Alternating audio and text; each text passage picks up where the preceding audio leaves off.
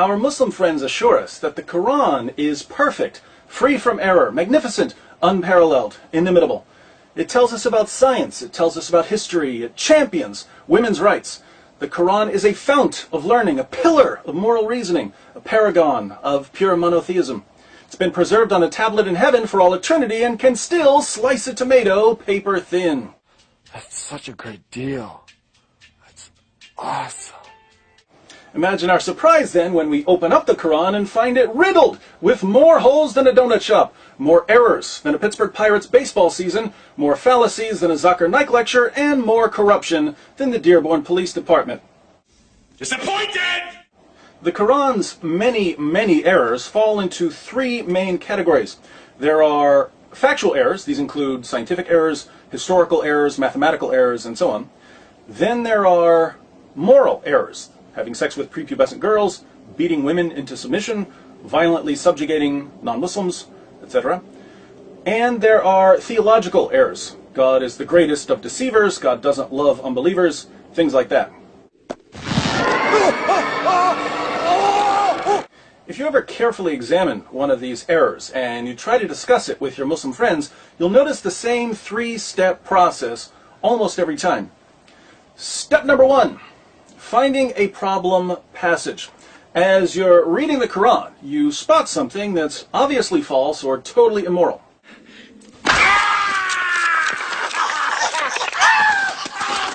So you read it again. Still wrong. You examine the context. Still wrong. You try reading it backwards. Wrong, wrong, wrong. And by now you're thinking, Muslims have a problem here. Maybe I should take this to my Muslim friend to see if he can explain it for me. Friends do things together. La la la la. Step number two, the miracle of reinterpretation. When you bring the false or immoral passage to your Muslim friend, he reinterprets it for you, magically transforming it from a thoroughly embarrassing, silly, or wicked teaching into something that's not quite as offensive to the intellect or to our sense of right and wrong. Yes, Allah said one thing, but what he really meant was something totally different. At this point you're wondering why Allah didn't say what he actually meant in his perfectly clear book. Well, that don't add up. Step number three. Muhammad blocks the reinterpretation. Just when your Muslim friend thinks he's finally come up with an interpretation of the Quran that won't force him to commit intellectual or moral suicide, you go to the Hadith and the commentaries to see how Muhammad and his companions interpreted the passage. That's when you find out that Muhammad and his companions totally contradict your friend's reinterpretation. You feel bad because your Muslim friend really, really wants to rescue the Quran. Unfortunately for him, his prophet had a hard time keeping his mouth shut. Shut up! Let's open up a Quran so we can see this three-step process in action. Step number one, finding a problem passage. Here we simply need to start reading until we find an error, a mistake, a blunder. Oh, here's one. Step one doesn't take very long. In Surah 18, 83 through 86, we read, "And they ask you about Dhul Qarnayn." Dhul Qarnayn is supposedly Alexander the Great. "Say, I shall recite to you something of his story. Verily, we established him in the earth, and we gave him the means of everything. So he followed away, until when he reached the setting place of the sun, he found it setting in a spring of black, muddy, or hot water, and he found near it a people." This passage seems to be saying that Alexander the Great traveled so far west, he found the place where the sun sets. Where does the sun set? It sets in a spring of muddy water. And people live there.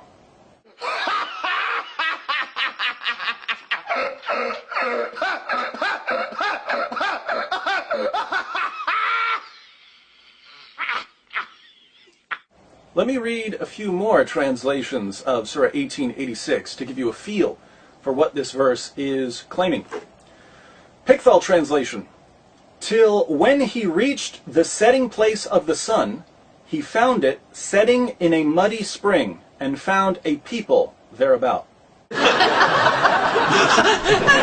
Yusuf Ali.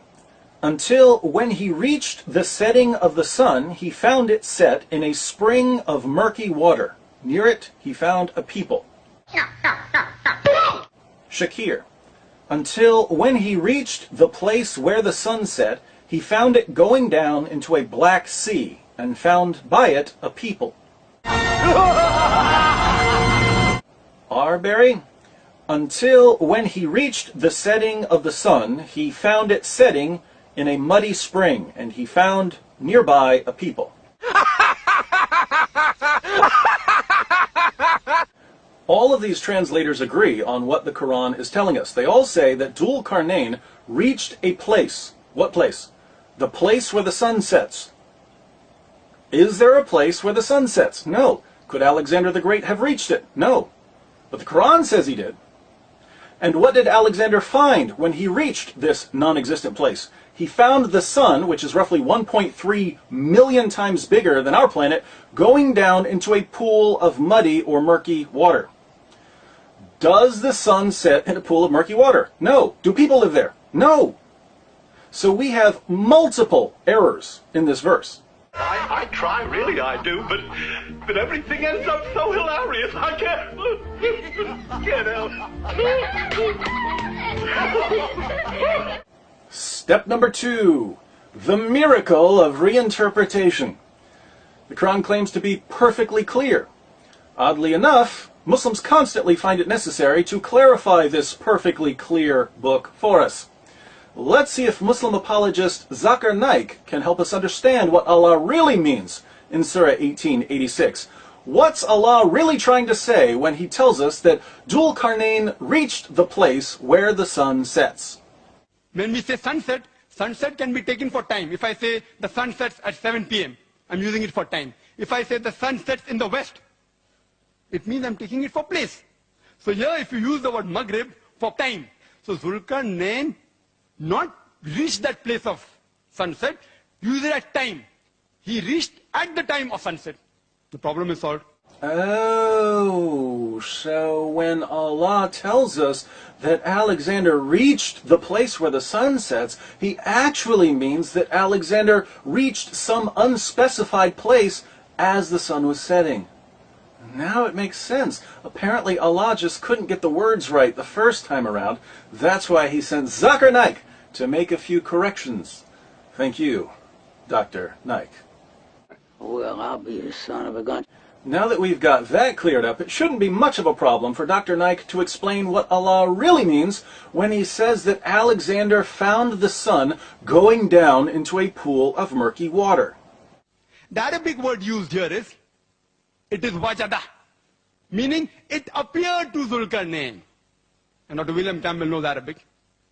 So wajada means, if you look up in the dictionary also, it means it appeared. So Allah subhanahu wa ta'ala is describing what appeared to Dhul Qarnayn. Allah says that Alexander found the sun going down into a pool of murky water, but he really means that Alexander saw some kind of optical illusion.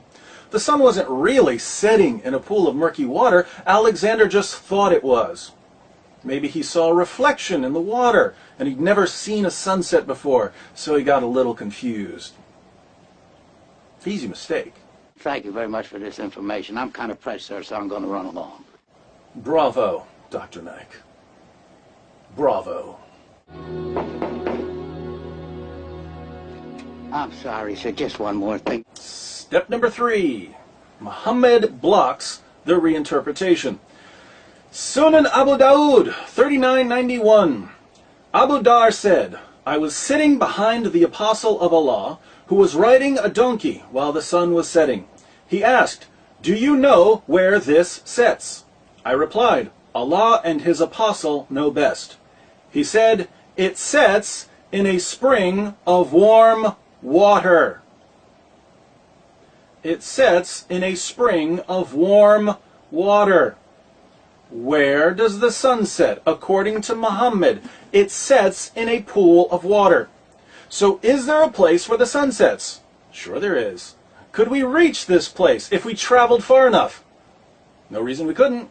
Make 'em laugh, make 'em laugh, make 'em laugh.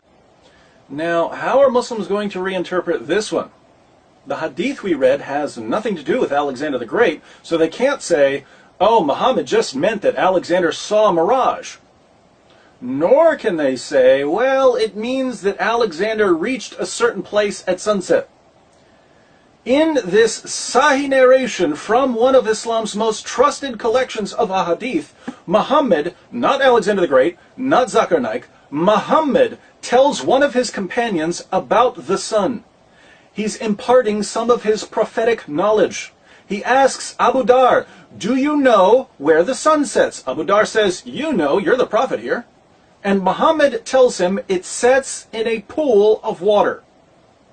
There's absolutely no wiggle room for reinterpretation here. I got nowhere else to go! So, the perfectly clear Quran tells us that the sun sets in a pool of water. Zakir Naik comes to the rescue and says, no, the Quran can't possibly mean that. But he's immediately corrected by his prophet, who says, stop it, Zakir, that's exactly what it means.